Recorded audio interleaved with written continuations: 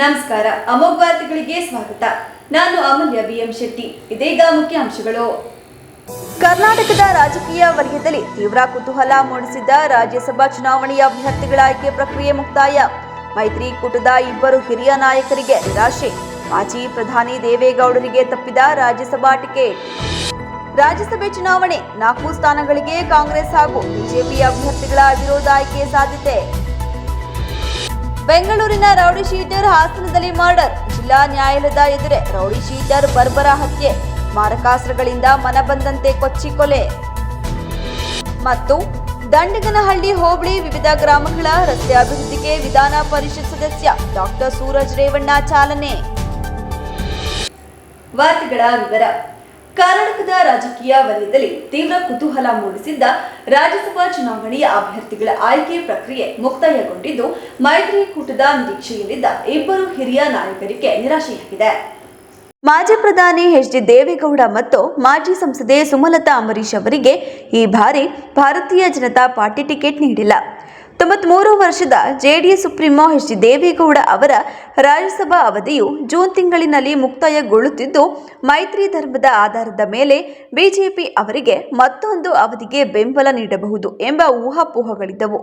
ಆದರೆ BJP high command ಹಳೆಯ ಮುಖಗಳಿಗಿಂತ ಹೊಸಬರಿಗೆ ಆದ್ಯತೆ ನೀಡಲು ನಿರ್ಧರಿಸಿ ಒಬಿಸಿ ಸಮುದಾಯದ ಶಿಕ್ಷಣ ತಜ್ಞ ಪ್ರೊಫೆಸರ್ ಎಂ ನಾಗರಾಜ್ ಅವರಿಗೆ ಅಧಿಕೃತವಾಗಿ ಟಿಕೆಟ್ ಘೋಷಿಸಿದೆ.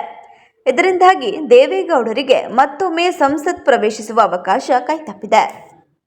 ರಾಜ್ಯ ವಿಧಾನಸಭೆಯಿಂದ ರಾಜ್ಯಸಭೆಯ 4 ಸದಸ್ಯ ಸ್ಥಾನಗಳಿಗೆ ನಡೆಯುವ ಚುನಾವಣೆಯಲ್ಲಿ ಕಾಂಗ್ರೆಸ್ ಹಾಗೂ ಬಿಜೆಪಿ ಅಭ್ಯರ್ಥಿಗಳು ಅವಿರೋಧವಾಗಿ ಆಯ್ಕೆಯಾಗುವ ಸಾಧ್ಯತೆಗಳಿವೆ. ಕಾಂಗ್ರೆಸ್ ಅಭ್ಯರ್ಥಿಗಳಾದ ಎಐಸಿಸಿ ಅಧ್ಯಕ್ಷ ಮಲ್ಲಿಕಾರ್ಜುನ ಖರ್ಗೆ, ಪವನ್ ಖೇರಾ ಹಾಗೂ ಮನ್ಸೂರ್ ಅಲಿ ಖಾನ್ ಹಾಗೂ ಬಿಜೆಪಿ ಅಭ್ಯರ್ಥಿ ಪ್ರೊಫೆಸರ್ ಎಂ ನಾಗರಾಜ್ ಅವರು ಅವಿರೋಧವಾಗಿ ಆಯ್ಕೆಯಾಗಲಿದ್ದಾರೆ. ಗೆಲ್ಲಲು ಸಾಧ್ಯವಾಗುವಷ್ಟು ಶಾಸಕರ ಸಂಖ್ಯಾಬಲ ಇಲ್ಲದಿರುವ ಹಿನ್ನೆಲೆಯಲ್ಲಿ ಜೆಡಿಎಸ್ ಈ ಚುನಾವಣೆಯಲ್ಲಿ ಸ್ಪರ್ಧೆ ಮಾಡಲಿಲ್ಲ. ಎನ್ಡಿಎ ಮೈತ್ರಿಕೂಟದಲ್ಲಿ ಜೆಡಿಎಸ್ ಇರುವುದರಿಂದ ರಾಜ್ಯಸಭೆ ಚುನಾವಣೆಯಲ್ಲಿ ಬಿಜೆಪಿ ಅಭ್ಯರ್ಥಿಯನ್ನೇ ಬೆಂಬಲಿಸಲಿದೆ. ನಾಳೆ ನಾಮಪತ್ರಗಳ ಪರಿಶೀಲನೆ ನಡೆದು ಸಿದ್ಧವಾದ ನಾಮಪತ್ರಗಳನ್ನು ನಾಳೆ ಸಂಜೆ ಪ್ರಕಟಿಸಲಾಗುತ್ತದೆ. ಉಮೇದುವಾರಿಕೆ ವಾಪಸ್ ಪಡೆಯಲು ಜೂನ್ 11ರವರೆಗೆ ಅವಕಾಶವಿದೆ. ಅಂದು ಮಧ್ಯಾಹ್ನ 3 ಗಂಟೆಯ ನಂತರ ಅಂತಿಮವಾಗಿ ಚುನಾವಣಾ ಕಣದಲ್ಲಿರುವ ಅಭ್ಯರ್ಥಿಗಳ ಪಟ್ಟಿ ಪ್ರಕಟಿಸಲಾಗುತ್ತದೆ.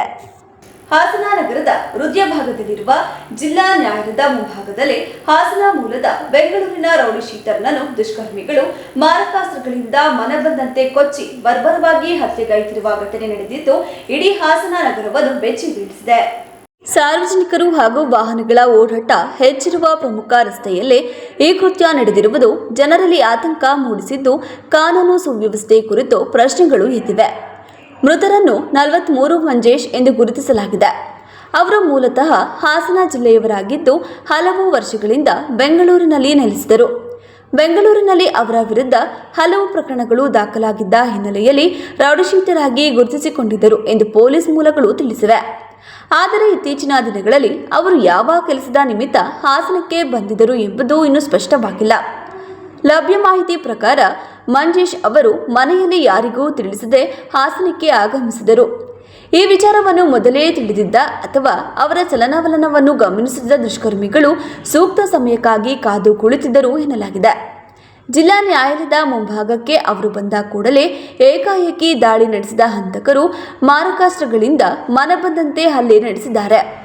ದಾಳಿಯ ತೀವ್ರತೆಗೆ ಮಂಜೇಶ್ ಸ್ಥಳದಲ್ಲೇ ರಕ್ತದ ಮಡುವಿನಲ್ಲಿ ಬಿದ್ದು ಕೊನೆಯುಸಿರು ಎಳೆದಿದ್ದಾರೆ. ಹಂತಕರು ಕೇವಲ ಕೊಲೆಗೈಯುವುದಷ್ಟೇ ಅಲ್ಲದೆ ಮುಖದ ಗುರುತು ಸಿಗದಷ್ಟು ಕ್ರೂರವಾಗಿ ಹಲ್ಲೆ ನಡೆಸಿರುವುದು ಘಟನೆಯ ಭೀಕರತೆಯನ್ನು ಎತ್ತಿ ತೋರಿಸಿದೆ. ಕೃತ್ಯ ಎಸಗಿದ್ದ ಬಳಿಕ ಆರೋಪಿಗಳು ಕ್ಷಣಾರ್ಧದಲ್ಲೇ ಸ್ಥಳದಿಂದ ಪರಾರಿಯಾಗಿದ್ದಾರೆ.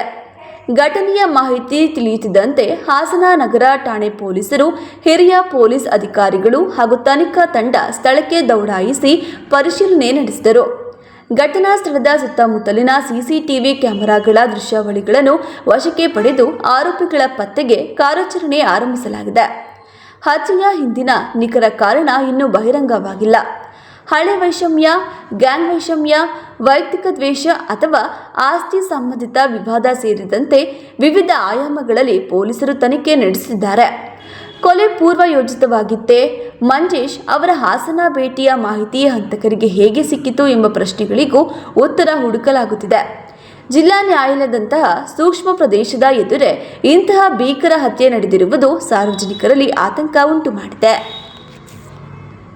ದಂಡಿಗನಹಳ್ಳಿ ಹೋಬಳಿಯ 10 ಗ್ರಾಮಗಳಲ್ಲಿ 2.5 ಕೋಟಿ ರು ವೆಚ್ಚದಲ್ಲಿ ಕಾಂಕ್ರೀಟ್ ರಸ್ತೆ ಚರಂಡಿ ನಿರ್ಮಾಣಕ್ಕೆ ಪೂಜೆ ಸಲ್ಲಿಸಲಾಗಿದ್ದು, ಗುತ್ತಿಗೆದಾರರು ಗುಣಮಟ್ಟದ ಕಾಮಗಾರಿಗೆ ಆದ್ಯತೆ ನೀಡಬೇಕೆಂದು ವಿಧಾನ ಪರಿಷತ್ತು ಸದಸ್ಯ ಡಾಕ್ಟರ್ ಸೂರಜ್ ರೇವಣ್ಣ ಹೇಳಿದರು.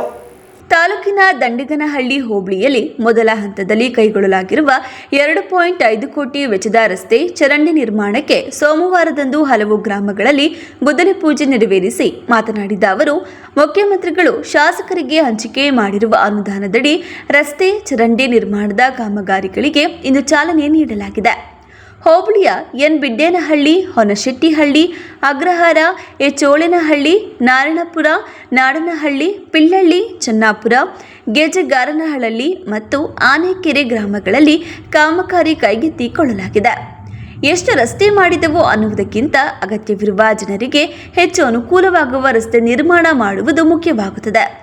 ಪ್ರತಿ ಕಾಮಗಾರಿಗೆ 10 ರಿಂದ 15 ಲಕ್ಷ ರು ಅನುದಾನ ಹಂಚಿಕೆ ಮಾಡಲಾಗಿದೆ. ಗುಣಮಟ್ಟದ ಕಾಮಗಾರಿಗೆ ಸೂಚಿಸಲಾಗಿದೆ. ರಸ್ತೆ ಪೂಜೆ ವೇಳೆ ಪ್ರತಿ ಗ್ರಾಮಗಳಲ್ಲಿ ರಸ್ತೆ ನಿರ್ಮಾಣದೊಂದಿಗೆ ಹಲವು ಅಭಿವೃದ್ಧಿ ಕಾರ್ಯಗಳನ್ನು ನನ್ನ ಗಮನಕ್ಕೆ ಸಾರ್ವಜನಿಕರು ತಂದಿದ್ದು, ಅನುದಾನ ಲಭ್ಯತೆಗೆ ಅನುಗುಣವಾಗಿ ಆದ್ಯತೆ ಮೇರೆಗೆ ಕಾಮಗಾರಿ ಕೈಗೊಳ್ಳಲಾಗುವುದು ಎಂದು ಹೇಳಿದರು.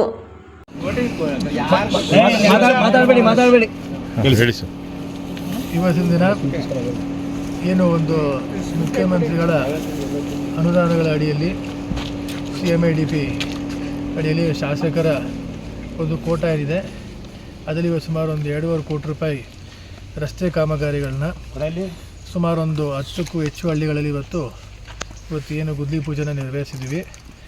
ಇವತ್ತು ಒಂದೊಂದು ಗ್ರಾಮದಲ್ಲೂ ತಲಾ 10 ಲಕ್ಷದಿಂದ 15 ಲಕ್ಷ ರೂಪಾಯಿ ಕಾಂಕ್ರೀಟ್ ರೋಡು ಹಾಗೂ ಚರಂಡಿ ವ್ಯವಸ್ಥೆನ ಇವತ್ತು ಎಲ್ಲ ನಮ್ಮ ಮುಖಂಡರುಗಳು ಮತ್ತು ಕಾರ್ಯಕರ್ತರುಗಳ ಸಮಾಗಮದಲ್ಲಿ ಎಲ್ಲ ಗ್ರಾಮಗಳಲ್ಲೂ ಕೂಡ ಇವತ್ತು ರಸ್ತೆಗಳ ಅಭಿವೃದ್ಧಿನ ಇವತ್ತು ಮಾಡ್ತಾಯಿದ್ದೀವಿ ಅಂತ ಹೇಳ್ತಾ, ಎಷ್ಟು ರಸ್ತೆಗಳು ಮಾಡೋದು ಮುಖ್ಯ ಅಲ್ಲ, ಅವಶ್ಯಕತೆ ಇರೋಂಥ ರಸ್ತೆಗಳನ್ನ ಮಾಡೋದು ಮುಖ್ಯ ಅನ್ನೋದು ನಮ್ಮ ಅಭಿಪ್ರಾಯ. ಈ ಸಂದರ್ಭದಲ್ಲಿ ಆನೆಕೆರೆ ಬಾಲಚಂದ್ರ, ಹೊನಶೆಟ್ಟಿಹಳ್ಳಿ ನಾಗರಾಜು, KG ಸುರೇಶ್, ಪುಟ್ಟಪ್ಪ, ಲಕ್ಕೇಗೌಡ, ಪ್ರಭಾ, ದಿನೇಶ್, ಸೋಮಶೇಖರ, ಚಂದ್ರಣ್ಣ ಸೇರಿ ಇತರರು ಹಾಜರಿದ್ದರು. ಬೇಲೂರು ತಾಲೂಕಿನ ಅರಹಳ್ಳಿ ಹೋಬಳಿಯ ಲಿಂಗಪುರ, ಉದಯವಾರ, ಹುಲ್ಲೆಮಕ್ಕಿ, ಕಡೆಗರ್ಜೆ, ಗುಡುಪೇಟ್ ಎಸ್ಟೇಟ್ ಸೇರಿದಂತೆ ಸುತ್ತಮುತ್ತಲಿನ ಪ್ರದೇಶಗಳಲ್ಲಿ ಕಳೆದ 5-6 ತಿಂಗಳಿನಿಂದ ಕಾಣೆಯಾಗಿದ್ದ ಕಾಡಾನೆಗಳ ಹಿಂಡು ಮತ್ತೆ ಪ್ರತ್ಯಕ್ಷವಾಗಿದ್ದು, ರೈತರು ಹಾಗೂ ಕೂಲಿ ಕಾರ್ಮಿಕರಲ್ಲಿ ಆತಂಕ ಮೂಡಿಸಿದೆ. ಹಿಂದೆ ಕಾಡಾನೆಗಳ ಹಾವಳಿಯಿಂದ ಬೇಸತ್ತ ರೈತರು ತಮ್ಮ ತೋಟಗಳಿಗೆ ಸೋಲಾರ್ ವಿದ್ಯುತ್ ಬೇಲಿಗಳನ್ನು ಅಳವಡಿಸಿಕೊಂಡ ಬಳಿಕ ಆನೆಗಳು ಬಿಕ್ಕೋಡು, ಚೀಕನಹಳ್ಳಿ ಹಾಗೂ ಮೂಡಿಗೆರೆ ಭಾಗಗಳತ್ತ ತೆರಳಿದವು. ಆದರೆ ಕಳೆದ 1 ವಾರದಿಂದ ಸುಮಾರು 20ಕ್ಕೂ ಹೆಚ್ಚು ಕಾಡಾನೆಗಳ ಗುಂಪು ಮತ್ತೆ ಈ ಭಾಗದಲ್ಲಿ ಕಾಣಿಸಿಕೊಂಡು ಜನರ ನಿದ್ದೆ ಕದಡಿದೆ.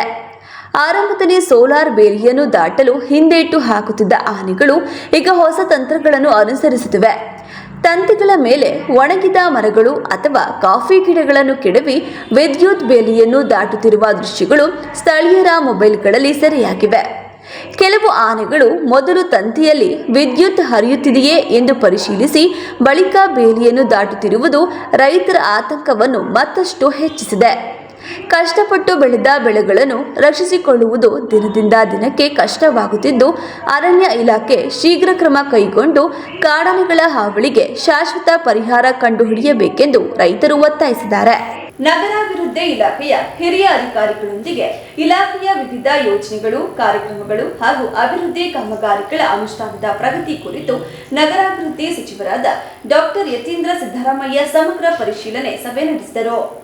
ಸಭೆಯಲ್ಲಿ ವಿವಿಧ ನಗರ ಸ್ಥಳೀಯ ಸಂಸ್ಥೆಗಳಲ್ಲಿ ಕೈಗೊಳ್ಳಲಾಗುತ್ತಿರುವ ಅಭಿವೃದ್ಧಿ ಕಾಮಗಾರಿಗಳ ಪ್ರಗತಿ, ನಾಗರಿಕರಿಗೆ ಒದಗಿಸಲಾಗುತ್ತಿರುವ ಮೂಲಭೂತ ಸೌಲಭ್ಯಗಳು, ಬಾಕಿ ಉಳಿದಿರುವ ಯೋಜನೆಗಳ ಸ್ಥಿತಿ ಹಾಗೂ ಭವಿಷ್ಯದ ಕಾರ್ಯಯೋಜನೆಗಳ ಕುರಿತು ಸಚಿವರು ಅಧಿಕಾರಿಗಳಿಂದ ಮಾಹಿತಿ ಪಡೆದು ಪರಿಶೀಲನೆ ನಡೆಸಿದರು. ಯೋಜನೆಗಳ ಅನುಷ್ಠಾನದಲ್ಲಿ ಗುಣಮಟ್ಟ ಹಾಗೂ ಪಾರದರ್ಶಕತೆಗೆ ಆದ್ಯತೆ ನೀಡುವಂತೆ ಅಧಿಕಾರಿಗಳಿಗೆ ಸೂಚಿಸಿದ ಸಚಿವರು ಸಾರ್ವಜನಿಕರಿಗೆ ಶೀಘ್ರ ಮತ್ತು ಪರಿಣಾಮಕಾರಿ ಸೇವೆಗಳನ್ನು ಒದಗಿಸಲು ಅಗತ್ಯ ಕ್ರಮಗಳನ್ನು ಕೈಗೊಳ್ಳುವಂತೆ ನಿರ್ದೇಶನ ನೀಡಿದರು. ಇಲಾಖೆಯ ಅಭಿವೃದ್ಧಿ ಕಾರ್ಯಗಳು ನಿಗದಿತ ಅವಧಿಯೊಳಗೆ ಪೂರ್ಣಗೊಳ್ಳುವಂತೆ ಸಮನ್ವಯದಿಂದ ಕಾರ್ಯನಿರ್ವಹಿಸಲು ಅಧಿಕಾರಿಗಳಿಗೆ ಸೂಚಿಸಿದರು. ಚನ್ನರಾಯಪಟ್ಟಣದ ಮಾಧ್ಯಮಿಕ ಶಾಲಾ ಆವರಣದಲ್ಲಿ 3 ದಿನಗಳು ನಡೆದ ರಾಷ್ಟ್ರ ಮಟ್ಟದ ವಾಲಿಬಾಲ್ ಪಂದ್ಯಾವಳಿಯಲ್ಲಿ ನೆರೆಯ ತಮಿಳುನಾಡಿನ ಯುನೈಟೆಡ್ ಸ್ಟ್ರೈಕರ್ಸ್ ತಂಡ ಪ್ರಥಮ ಸ್ಥಾನದೊಂದಿಗೆ 1.5 ಲಕ್ಷ ರು ನಗದು ಮತ್ತು ಪಾರಿತೋಷಿಕ ಪಡೆದಿದೆ. ಜುಲೈ 18ರಂದು ನಾಡಿನ ಧೀಮಂತ ರಾಜಕಾರಣಿ, ಜಿಲ್ಲೆಯ ಅಭಿವೃದ್ಧಿ ಹರಿಕಾರರು, ಮಾಜಿ ಸಚಿವ ದಿವಂಗತ ಎಚ್ ಶ್ರೀಕಂಠಯ್ಯನವರ ಜನ್ಮಶತಮಾನೋತ್ಸವದ ಆಚರಣೆ ಹಿನ್ನೆಲೆ ಪಟ್ಟಣದ ಮಾಧ್ಯಮಿಕ ಶಾಲಾ ಆವರಣದಲ್ಲಿ ಜೂನ್ 5, 6 ಮತ್ತು 7ರಂದು 3 ದಿನಗಳ ರಾಷ್ಟ್ರಮಟ್ಟದ ಹೊನಲು ಬೆಳಕಿನ ವಾಲಿಬಾಲ್ ಪಂದ್ಯಾವಳಿಯನ್ನು ಆಯೋಜನೆ ಮಾಡಲಾಗಿದೆ. ಕೊನೆಯ ದಿನವಾದ ಭಾನುವಾರದಂದು ರಾತ್ರಿ ತಮಿಳುನಾಡಿನ ಯುನೈಟೆಡ್ ಸ್ಟ್ರೈಕರ್ಸ್ ಮತ್ತು ಕೇರಳ ಪೊಲೀಸ್ ತಂಡಗಳ ನಡುವೆ ನಡೆದ ಫೈನಲ್ ಪಂದ್ಯದಲ್ಲಿ ತಮಿಳುನಾಡಿನ ಯುನೈಟೆಡ್ ಸ್ಟ್ರೈಕರ್ಸ್ ಪ್ರಥಮ ಸ್ಥಾನ ಗಳಿಸಿತ್ತು. ಪ್ರಥಮ ಸ್ಥಾನ ಗಳಿಸಿದ ತಂಡಕ್ಕೆ 1.5 ಲಕ್ಷ ರು ನಗದು ಮತ್ತು ಪಾರಿತೋಷಿಕ ನೀಡಿ ಅಭಿನಂದಿಸಲಾಯಿತು. ದ್ವಿತೀಯ ಸ್ಥಾನ ಪಡೆದ ಕೇರಳ ಪೊಲೀಸ್ ತಂಡವು 1.4 ಲಕ್ಷ ರು ನಗದು ಮತ್ತು ಪಾರಿತೋಷಿಕ ಪಡೆಯಿತು.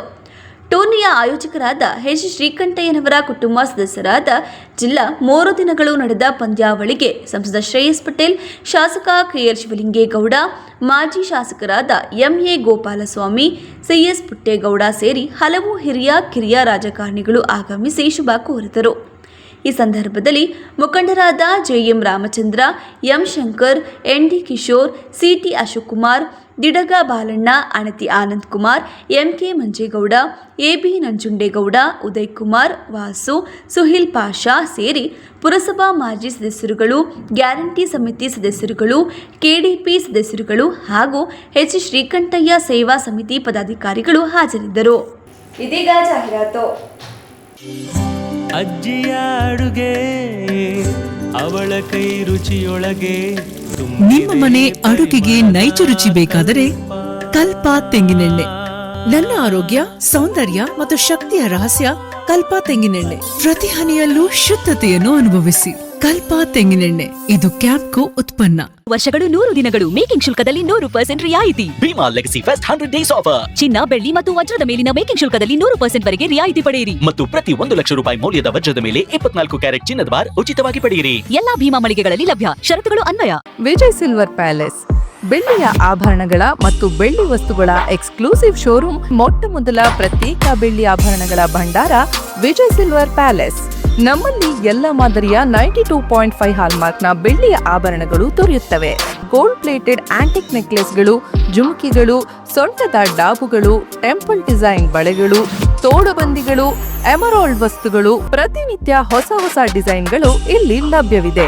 ದೇವರ ವಿಗ್ರಹಗಳು, ಬೆಳ್ಳಿಯ ದೀಪಗಳು, ಬೆಳ್ಳಿ ತಟ್ಟೆ, ಬೆಳ್ಳಿ ಚೊಂಬು, ಪೂಜಾ ಸಾಮಗ್ರಿಗಳು, ಬೆಳ್ಳಿಯ ದೇವರ ಮಂಟಪಗಳು ದೊರೆಯುತ್ತವೆ.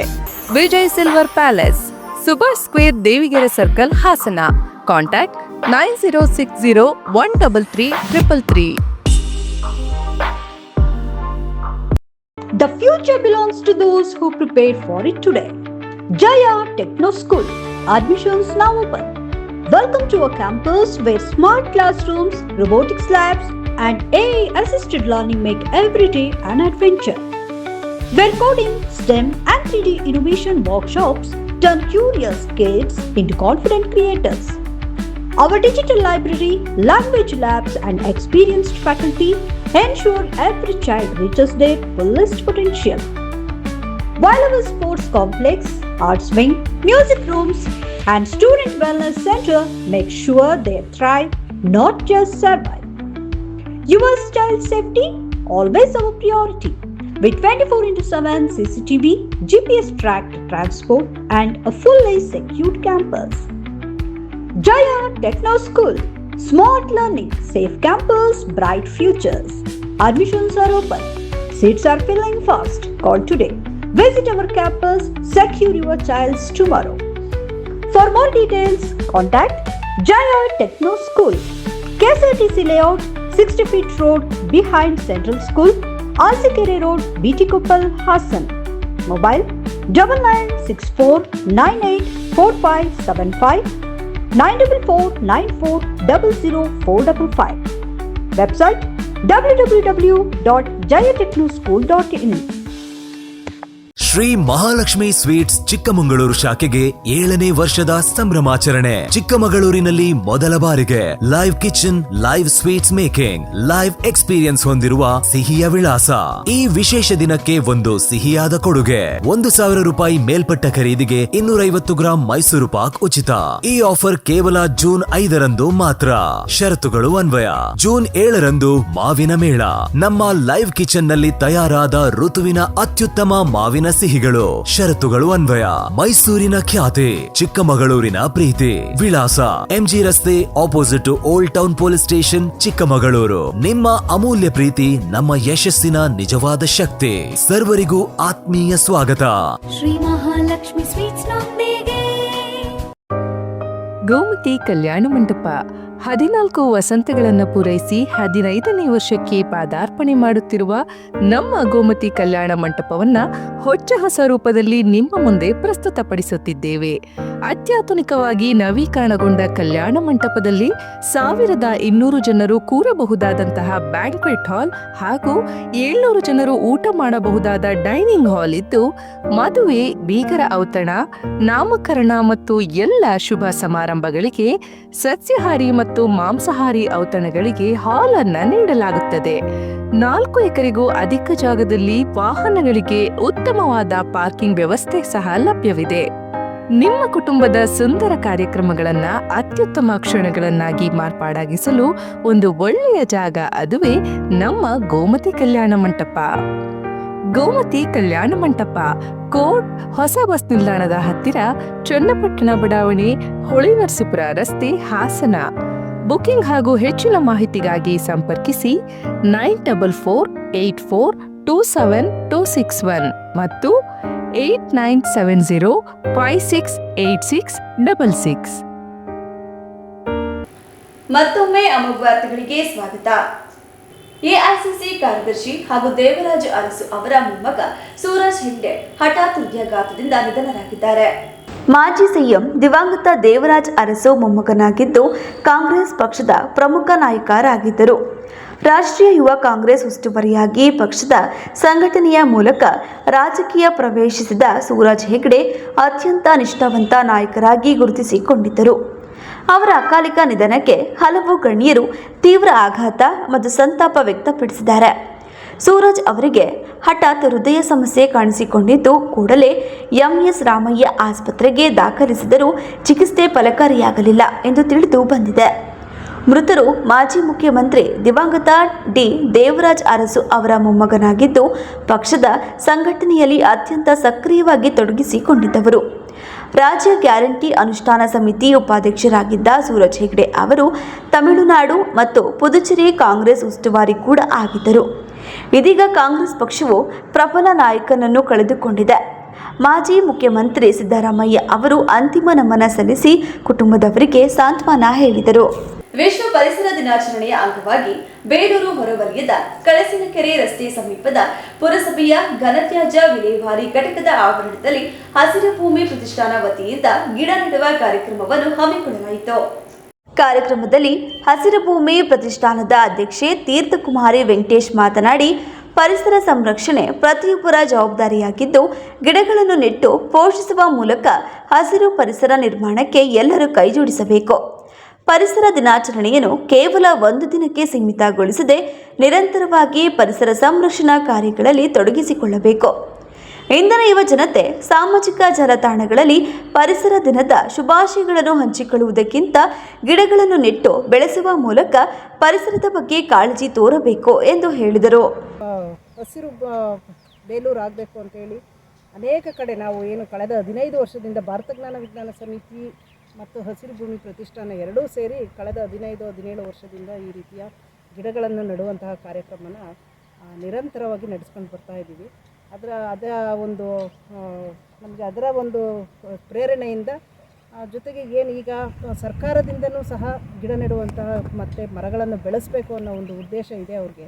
ಅವರು ಸಹ ಇವತ್ತು ಹಾಸನದ ಜಿಲ್ಲಾಧಿಕಾರಿಗಳು ಹಾಸನ ಜಿಲ್ಲೆಯಲ್ಲೇ ಒಂದು 55 ಲಕ್ಷ ಗಿಡಗಳನ್ನು ನೆಡಬೇಕು ಅನ್ನೋವಂತಹ ಒಂದು ಕಾರ್ಯಕ್ರಮನ ಹಮ್ಮಿಕೊಂಡು ಮೊನ್ನೆ 5ನೇ ತಾರೀಕಿಂದನೂ ಎಲ್ಲ ಕಡೆನೂ ಶಾಲೆ ಇರ್ಬೋದು, ಆಫೀಸ್ಗಳಿರ್ಬೋದು, ಎಲ್ಲ ಕಡೆ ನೆಡುವಂಥ ಕಾರ್ಯಕ್ರಮನ ಹಮ್ಮಿಕೊಳ್ಳಿ ಅಂತೇಳಿ ಅವರು ಮೌಖಿಕವಾಗಿ ತಿಳಿಸಿದ್ರಿಂದ ಅವ್ರಿಗೆ ನಾನು ಮೊದಲಿಗೆ ಧನ್ಯವಾದ ತಿಳಿಸ್ತೀನಿ. ಯಾವತ್ತೂ ಸಹ ಅಧಿಕಾರಿಗಳು ಒಂದು ಆದೇಶ ಮಾಡಿದಾಗ ಈ ಕೆಲಸ ಸುಲಲಿತವಾಗಿ ನಡ್ಕೊಂಡು ಹೋಗುತ್ತೆ ಅನ್ನೋದಕ್ಕೆ ಉದಾಹರಣೆಯಾಗಿ ಮೊನ್ನೆಯಿಂದನೂ 5ನೇ ತಾರೀಕಿಂದನೂ ನಿರಂತರವಾಗಿ ಗಿಡಗಳನ್ನು ನೆಡ್ತಾ ಇದ್ದಾರೆ, ಮತ್ತೆಲ್ಲ ಶಾಲೆಗಳಲ್ಲೂ ಸಹ ನೆಡ್ತಾ ಇದ್ದಾರೆ. ಇದು ಇವತ್ತಿನ ಯುವ ಜನತೆಗೆ ಬೇಕಾಗಿರುವಂಥದ್ದು. ಯಾಕೆ ಅಂದರೆ ಇವತ್ತು ಪರಿಸರ ದಿನ ಅನ್ನೋದು ಬರೀ ಬಾಯಿ ಮಾತಿರ್ಬೋದು ಅಥವಾ ಮೊಬೈಲಲ್ಲಿ ಸ್ಟೇಟಸ್ ಹಾಕೊಳ್ಳೋವಂಥದ್ದು ಮಾತ್ರ ಆಗ್ತಾಯಿದೆ. ಅದಾಗಬಾರ್ದು, ಕಾರ್ಯರೂಪಕ್ಕೆ ತರಬೇಕು, ಗಿಡಗಳನ್ನು ನೆಡಬೇಕು. ಯಾಕಪ್ಪ ನಾವು ಗಿಡ ಈ ಸಂದರ್ಭದಲ್ಲಿ ಎಂಎನ್ ಮಂಜುನಾಥ್, ಸೌಭಾಗ್ಯ ಆಂಟೋನಿ, ಪುರಸಭೆ ಸದಸ್ಯೆ ಸೌಮ್ಯ ಸುಬ್ರಹ್ಮಣ್ಯ, ಲಾವಣ್ಯ, ವಿಶ್ವ, ಸಂಪತ್, ಜಯಸೂರ್ಯ ಸೇರಿದಂತೆ ಹಲವರು ಉಪಸ್ಥಿತರಿದ್ದರು. ಏಪ್ರಿಲ್ 23 ಮತ್ತು 24ರಂದು ನಡೆದ ಕೆಸಿಇಟಿ ಪರೀಕ್ಷೆಯ ಫಲಿತಾಂಶ ಪ್ರಕಟವಾಗಿದ್ದು, ಕ್ರಿಯೇಟಿವ್ ಶಿಕ್ಷಣ ಪ್ರತಿಷ್ಠಾನದ ಶೈಕ್ಷಣಿಕ ಸಹಭಾಗಿತ್ವದ ಎಚ್ಕೆಎಸ್ ಪದವಿ ಪೂರ್ವ ಕಾಲೇಜಿನ ವಿದ್ಯಾರ್ಥಿಗಳು ಮೊದಲ ಪ್ರಯತ್ನದಲ್ಲೇ ಅತ್ಯುತ್ತಮ ಸಾಧನೆಗೈದಿದ್ದಾರೆ. ಪ್ರಸ್ತುತ ಇಂಜಿನಿಯರಿಂಗ್, ಕೃಷಿ ವಿಜ್ಞಾನ, ನರ್ಸಿಂಗ್, ನ್ಯಾಚುರೋಪತಿ, ಫಾರ್ಮಸಿ ಮತ್ತು ಪಶುವೈದ್ಯಕೀಯ ಸೇರಿದಂತೆ ಹಲವು ಕೋರ್ಸ್ಗಳಿಗೆ ಸೇರಲು ನಡೆಯುವ ರಾಜ್ಯ ಮಟ್ಟದ ಪ್ರವೇಶ ಪರೀಕ್ಷೆಗೆ ಎಚ್ಕೆಎಸ್ ವಿದ್ಯಾಸಂಸ್ಥೆಯು ಅತ್ಯುತ್ತಮ ತರಬೇತಿ ನೀಡುತ್ತಿದೆ. ವಿದ್ಯಾರ್ಥಿಯಾದ ಯಜಿತ್ ಗೌಡ ಎಸ್ಪಿ ಇಂಜಿನಿಯರಿಂಗ್ ವಿಭಾಗದಲ್ಲಿ 556ನೇ ರ್ಯಾಂಕ್, ಬಿಫಾರ್ಮ್, ಡಿಫಾರ್ಮ್ 1559ನೇ ರ್ಯಾಂಕ್ ಪಡೆದು ಹಾಸನ ಜಿಲ್ಲೆಗೆ ಪ್ರಥಮ ಸ್ಥಾನ ಪಡೆದುಕೊಂಡು ಅಮೋಘ ಸಾಧನೆಗೈದಿದ್ದಾರೆ.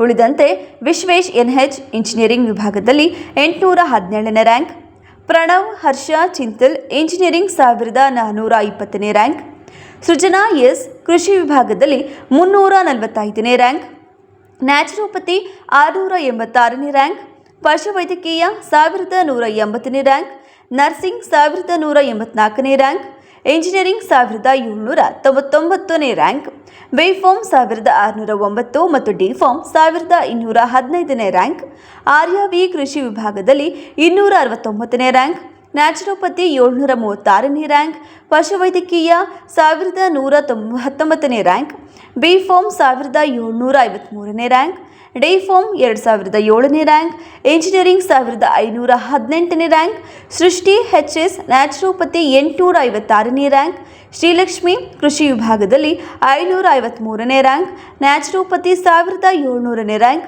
ನರ್ಸಿಂಗ್ 2413ನೇ ರ್ಯಾಂಕ್, ಸಂಯಮ್ ಕೋತಾರಿ ಕೃಷಿ ವಿಭಾಗದಲ್ಲಿ 1765ನೇ ರ್ಯಾಂಕ್, ಶ್ರೀತನ್ ಗೌಡ ಪಶುವೈದ್ಯಕೀಯ 2236ನೇ ರ್ಯಾಂಕ್, ಇಶಾಂತ್ ಆರ್ಡಿ ಫಾರ್ಮ್ 1392ನೇ ರ್ಯಾಂಕ್ ಪಡೆದು ಹಲವು ವಿದ್ಯಾರ್ಥಿಗಳು ಅತ್ಯುತ್ತಮ ರ್ಯಾಂಕ್ಗಳೊಂದಿಗೆ ಉತ್ತೀರ್ಣರಾಗಿದ್ದು, 1000ದೊಳಗೆ 8 ವಿದ್ಯಾರ್ಥಿಗಳು, 5000ದೊಳಗೆ 64 ವಿದ್ಯಾರ್ಥಿಗಳು, 10,000ದೊಳಗೆ 120 ವಿದ್ಯಾರ್ಥಿಗಳು ಅತ್ಯುತ್ತಮ ರ್ಯಾಂಕ್ಗಳೊಂದಿಗೆ ಉತ್ತೀರ್ಣರಾಗಿದ್ದು, ಕಾಲೇಜಿಗೆ ಹಾಗೂ ಹಾಸನ ಜಿಲ್ಲೆಗೆ ಕೀರ್ತಿಯನ್ನು ತಂದಿದ್ದಾರೆ.